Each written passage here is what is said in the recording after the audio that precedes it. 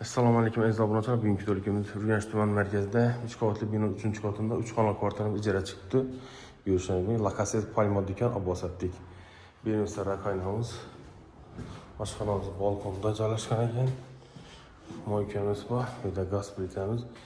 Bir hem giyinə. Allah balkonu şunun çıraylatıb giyin salınıyor şu vaxtda proyektləri. Bu tamamı kerşiyə piyaz qoymağa kaladopkası. Narxı 1,5 milyon son idi.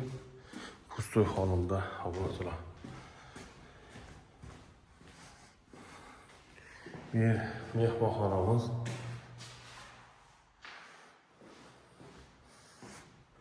Ve yataqxanası.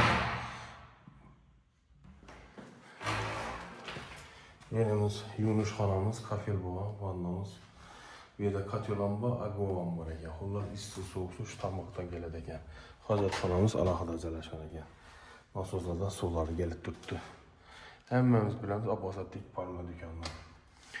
19 liniyası, əsas liniyası şu. Telefonla sizdən 91 423 06 99 074 46 41 bilan əlaqə çıxarsa. Sağ olun, abunə olun.